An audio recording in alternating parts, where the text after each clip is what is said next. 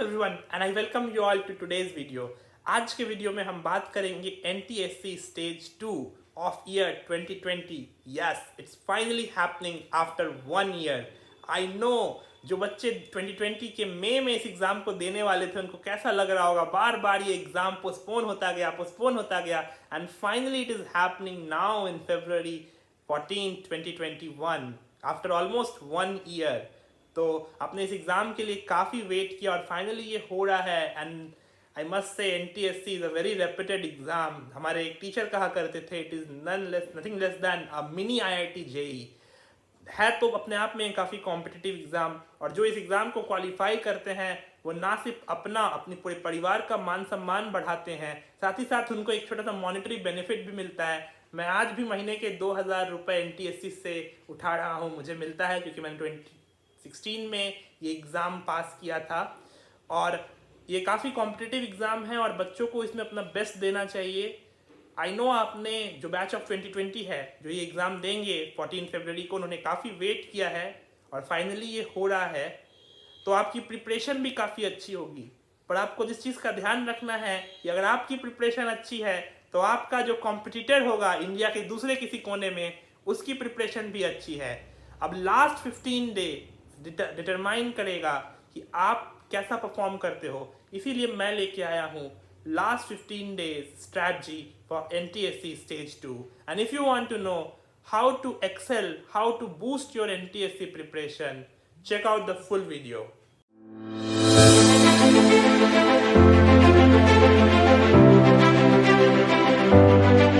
देखो, सबसे बड़े सवाल पर हम यहाँ पर आते हैं कि स्टेज 1 और स्टेज 2 के पेपर के बीच में क्या डिफरेंस होता है। What is the difference between stage 1 and stage 2।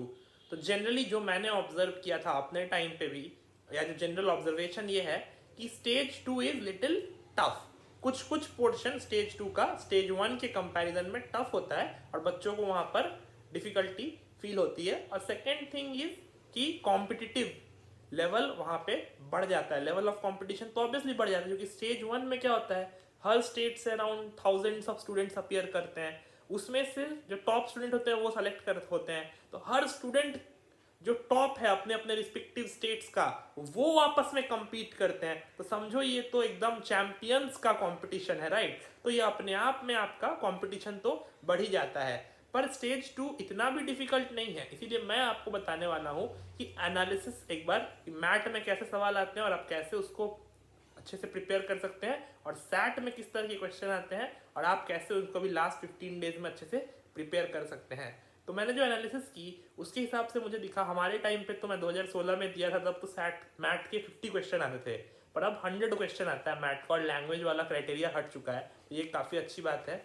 और मैथ में मैंने जो ऑब्जर्व किया कि देखो उसमें ना 100 क्वेश्चन आपको 120 मिनट्स यानी कि 2 घंटे में करने होते हैं। उसमें मैंने देखा कि कई क्वेश्चन काफ़ी डिफिकल्ट होते हैं और इनको करने में काफ़ी समय लगता है, जैसे कि सीरीज वगैरह के जो क्वेश्चन होते हैं, यहाँ पे आपको सर्टेन डिजिट्स दिया रहता है and then you have to find the next digit, या फिर किसी फिगर में नंबर्स दिए रहते हैं और आपको एक नेक्स्ट नंबर गेस करना होता है। तो ये तरह के क्वेश्चंस काफ़ी चैलेंजिंग है और एग्जाम के टाइम में ये आपसे तभी सॉल्व हो पाएगा जब आपको वो पैटर्न क्लिक करेगा, और पैटर्न क्लिक करेगा या नहीं ये अपने आप में एक बहुत बड़ा चैलेंज है। तो मुझे लगता है ऐसे क्वेश्चंस की आपको प्रैक्टिस करने की बहुत ज़्यादा ज़रूरत है। और आप प्रैक्टिस कहाँ से करेंगे, तो बेस्ट सोर्स है प्रैक्टिस का प्रीवियस ईयर के पेपर। हमने कुछ प्रीवियस ईयर डिस्क्रिप्शन में दिया हुआ है, आप वहाँ पे चेक कर सकते हैं उसको। और आप प्रीवियस ईयर के साथ साथ MTG या TMH या अरिहंत, ये 3 ब्रांड की बुक्स मैंने भी फॉलो की थी, मैथ के लिए मोर देन सफिशिएंट है। पर देखो मैथ में ना एक स्ट्रैटेजी जो मैं अपने छोटे भाई को भी बताता हूँ वो अगले साल देगा, और मैं सबको बोलता हूँ और मैंने खुद भी फॉलो किया था कि कभी भी पेपर में ना क्वेश्चन नंबर 1 से स्टार्ट मत करो। मैथ का पेपर जैसे ही आपके पास आए आप एक बार पेपर खोल के देखो, और जो क्वेश्चन जो भी आपका स्ट्रॉन्ग जोन हो, मैथ में कुछ बच्चों को मैथ्स स्ट्रॉन्ग होता है, जो परसेंटेज रेशियो वाले क्वेश्चन वो फटाफट बना देते हैं। किसी बच्चों को ब्लड रिलेशन स्ट्रॉन्ग होता है तो ब्लड रिलेशन वाला क्वेश्चन फटाफट बनाता है। किसी को फिगर के क्वेश्चन अच्छे लगते हैं तो figure, water image, mirror image, pattern guess करने वाला वो फटाफट बनाता है। तो जो भी आपका स्ट्रॉन्ग जोन है वो क्वेश्चन पे अटैक करो और उसको फटाफट बनाओ, क्योंकि देखो 2 घंटे में तुम्हें 100 सवाल सॉल्व करने हैं तुम, और सारे सवाल का वेटेज सेम है। तो ऐसा नहीं है कि तुम हार्ड वाला करोगे तो तुम्हें ज्यादा मार्क्स मिल जाएगा। तो तुम्हें maximum number of question solve करना है। अच्छी बात यह है यहाँ पे कि आपके पास नेगेटिव मार्किंग नहीं है, तो मैं उसका भी आपको एक तरीका बताऊंगा लास्ट में, ठीक है। तो अब देखो, मैंने एनालिसिस किया और मुझे पता चला कि सीरीज के करीब 15 से 20 क्वेश्चन अलग अलग तरह के सीरीज वाले आते हैं। उसी तरह से इमेज बेस्ड क्वेश्चन भी लगभग 15 से 20 रहते हैं, अलग अलग तरह के, water image, mirror image, 10 image दिया, मतलब 4-5 इमेज दिया रहेगा और आपको नेक्स्ट इमेज बताना पड़ेगा, पैटर्न या find the odd one out, इस तरह के 15-20 इमेज के भी क्वेश्चन रहते हैं। उसी तरह से क्लॉक कैलेंडर के भी लगभग 5-6 क्वेश्चन होते हैं मिला जुला के। तो क्लॉक कैलेंडर वाले में जिस चीज़ का आपको ध्यान रखना है कि वहाँ पे आपको क्लॉक और कैलेंडर का ना ट्रिक वाला फॉर्मूला होता है, यह आपको इजीली किसी भी मेंटल एबिलिटी के बुक में या मेंटल एबिलिटी के अच्छे नोट्स में मिल जाएगा। और अगर आपको ये फॉर्मूला याद हो तो वो क्वेश्चन आप बहुत जल्दी बना सकते हैं बिना उस पर ज़्यादा टाइम दिए। उसी तरह से मैथ्स के भी करीब 10 से 12 क्वेश्चन होते हैं मैथमेटिकल टाइप के, जैसे कि वहाँ पे परसेंटेज का होता है या पाई चार्ट्स या चार्ट्स देख के आपको करना होता है या रेशियो प्रोपोर्शन का होता है, तो वैसे क्वेश्चन भी आप आराम से कर सकते हो।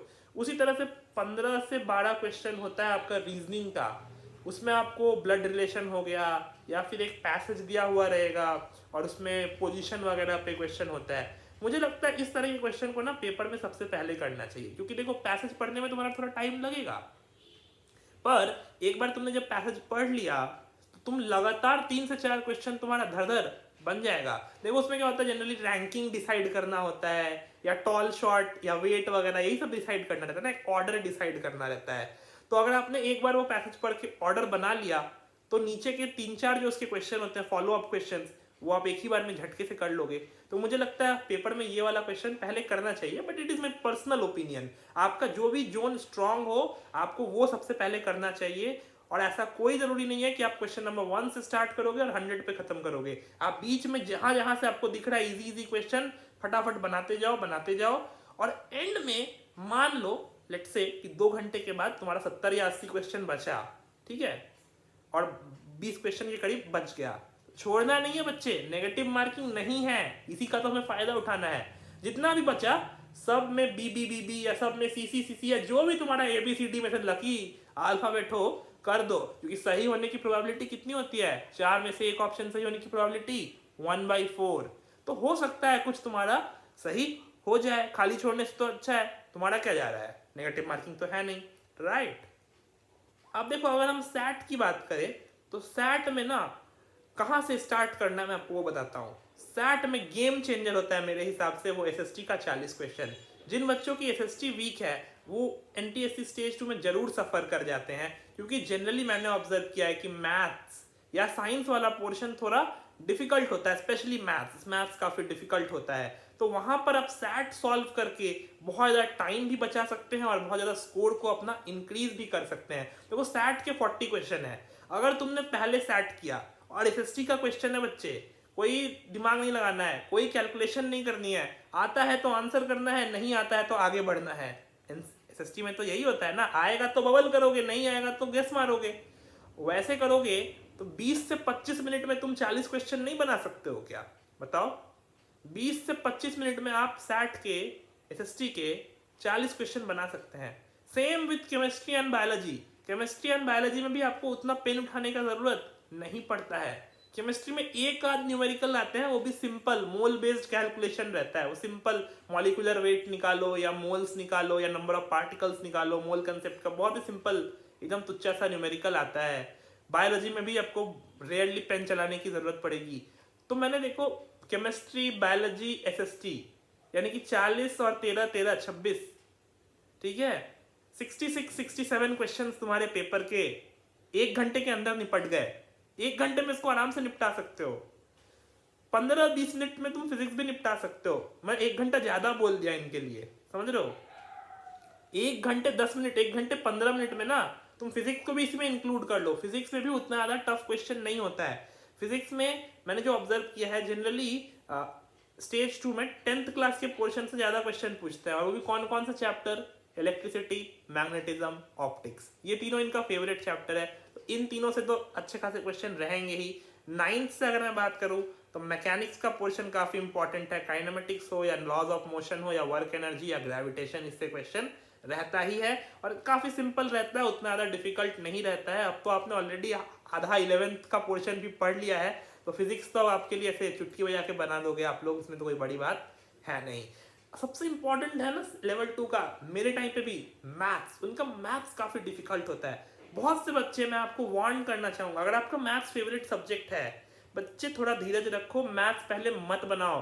होगा क्या, मैथ्स तुम्हारा बहुत ज़्यादा टाइम खा लेगा, और क्वेश्चन होता है सिर्फ 20 क्वेश्चन बनाने में तुम्हारे 1 आवर के करीब लग जाएंगे, और फिर तुम प्रेशर में आ जाओगे, और प्रेशर में आ जाओगे तो वो जो इजी वाला पोर्शन है जहाँ पे तुम स्कोर कर सकते थे, स्कोर को बढ़ा सकते थे, वहाँ पर तुम लैग कर जाओगे।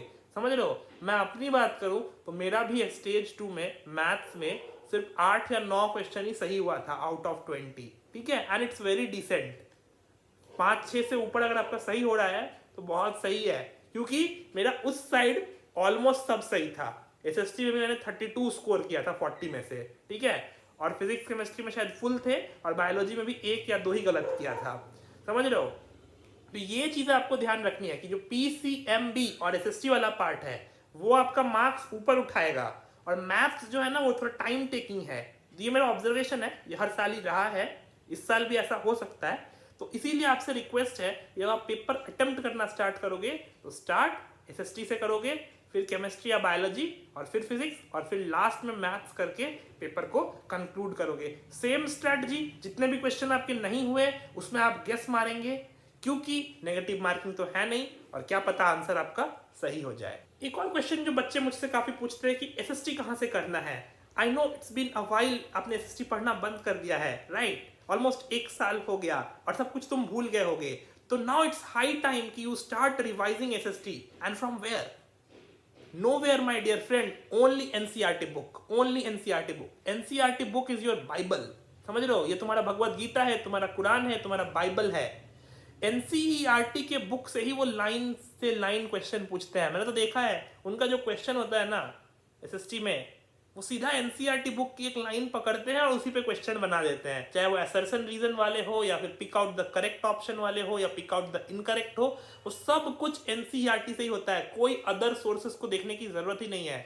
और ये भी बता दूं मैं आपको कि पॉलिटिकल साइंस और इकोनॉमिक्स काफ़ी ईजी होता है, चैलेंज होती है ज्योग्राफी और हिस्ट्री, और खास करके हिस्ट्री, क्योंकि हिस्ट्री में बच्चों को थोड़ी दिक्कत आती है, मुझे भी आती थी, वो डेट्स याद रखने में, और फिर वो किंग्स के नाम याद रखने में, या फिर वो रीजन, यूरोप में काफ़ी सारे स्टेट्स थे ना, उनके नाम याद रखने में, कौन कहाँ का किंग है, कौन सा इवेंट कब हुआ, तो ये थोड़ा सा दिक्कत आता है। बट आई विल से इनके मोस्ट ऑफ द क्वेश्चन इसी से रिलेटेड होते हैं, तो कोई ऑप्शन नहीं है हमारे पास, तो हमें यहीं पर फोकस करना पड़ेगा। आप एनसीईआरटी बुक लीजिए और लाइन टू लाइन उससे एकदम अंडरलाइन करते हुए पढ़ते चलो और अपने नोट्स बनाते चलो, ठीक है। मैं यही सजेशन देता था, और मैंने भी फॉलो किया था कि मैं ना एसएसटी की नोट्स बना लेता था। जैसे एक चैप्टर पढ़ा तो उस चैप्टर की सिनॉप्सिस बना ली, उस चैप्टर में क्या क्या इंपॉर्टेंट है, टाइमलाइन बना लिया, जैसे 17वीं सेंचुरी में ये इवेंट स्टार्ट हुआ, फिर इतने 1800 समथिंग में ये हुआ, फिर 1800 इतना में ये हुआ, और ऐसे करके पूरी एक सिनॉप्सिस बना ली। तो इससे ना वो पूरा चैप्टर 1 या 2 शीट में समाप्त हो जाता है, तो इससे काफ़ी हेल्प मिलता है। सेम विद ज्योग्राफी, ज्योग्राफी में भी आप इंपॉर्टेंट चीज़ों को नोट डाउन कर सकते हो, और एग्जाम से 1-2 दिन पहले आप उसको रिवाइज कर सकते हो। अभी तो आपको एसएसटी बिल्कुल पढ़ना चाहिए, क्योंकि देखो जो भी बच्चे अभी देंगे स्टेज 2, आप 11th में हो, 1 साल ऑलमोस्ट हो चुका है, तो मुझे नहीं लगता कि फिजिक्स केमिस्ट्री मैथ्स आपको उतनी तकलीफ देगी। तकलीफ आपको देगी क्या, बायोलॉजी जो मैथ्स में है, या फिर जो बच्चे बायोलॉजी में हैं उनको तकलीफ क्या देगी, मैथ्स और एसएसटी, क्योंकि आपने एसएसटी को छोड़ रखा है, एसएसटी तो आप पढ़ नहीं रहे हो। तो अब समय है कि 9th और 10th दोनों की एसएसटी को अच्छे से रिवाइज कर लिया जाए, तभी आप अच्छे से इसमें स्कोर कर पाओगे। और देखो फाइनल जो मेरा टिप होगा आपके लिए कि अभी आपको करना क्या है, 15 दिन बचे हैं, तो जो भी चैप्टर, जो भी टॉपिक आपका वीक है, चाहे वो बायो में हो, मैथ्स में हो, फिजिक्स में हो, केमिस्ट्री में हो, उसको एनसीईआरटी बुक से कंप्लीट पढ़ो, और कोई बुक के पीछे मत भागो, और एसएसटी पढ़ो, और क्वेश्चंस कहाँ से प्रैक्टिस करो। अगर आपके पास कोई बुक नहीं है, नो नीड टू वरी, हमने ऑलरेडी दे रखा है कुछ प्रीवियस ईयर क्वेश्चन, और आप खुद से भी और भी पुराने साल के प्रीवियस ईयर्स निकालो और प्रीवियस ईयर्स ही बनाओ, प्रीवियस ईयर्स से आपको बेटर आइडिया लगता है।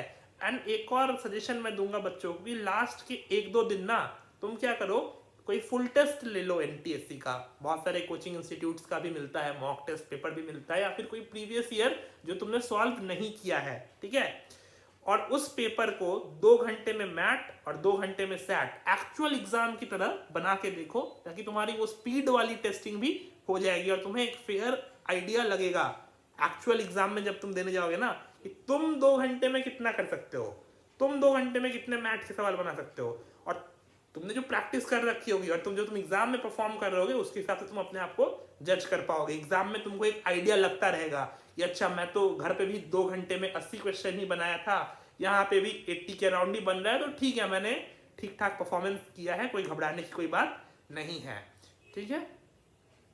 अब जो मैं लास्ट एक चीज बोलूंगा जिसका आपको ध्यान रखना है एग्जाम के दौरान, ये 2 सिटिंग का पेपर होता है और ये किसी भी 2 सिटिंग वाले एग्जाम के पेपर के लिए मैं बोलता हूँ, पहला पेपर कैसा हुआ और दूसरा पेपर कैसा होगा, ये चीज बिल्कुल नहीं सोचना है। जो आपके पास जो ब्रेक मिलता है उसमें, बोथ आर इंडिपेंडेंट इवेंट।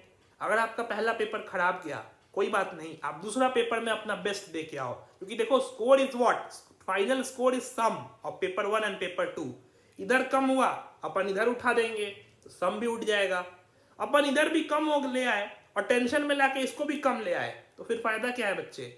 आपको दोनों पेपर के सम को मैक्सिमाइज करना है, ये थोड़े आपको बोला है कोई कि मैट में ही फुल लेके आना है, सैट में तो अपने को कुछ लाना ही नहीं है, ऐसा नहीं है। मिनिमम तो 40% आपको दोनों पेपर में स्कोर करना ही होगा। ध्यान ये रखना है कि पेपर 1 अगर अच्छा भी गया तो ओवर कॉन्फिडेंस में पेपर 2 खराब नहीं करना है, और पेपर 1 अगर अच्छा नहीं गया, ठीक है, तो उसके प्रेशर में आके पेपर 2 खराब नहीं करना है, आपको अपना बेस्ट दे के आना है। All the best. आपकी तैयारी बहुत अच्छी है, आपने बहुत दिन का वेट किया है इसके लिए, 1 साल से ज़्यादा आपने वेट किया इस एग्ज़ाम के लिए। Hats off to your patience and I wish सभी लोग इसमें सक्सीड करें, although it's not possible, but ठीक है, सब लोग अपना बेस्ट दे के आना। All the best.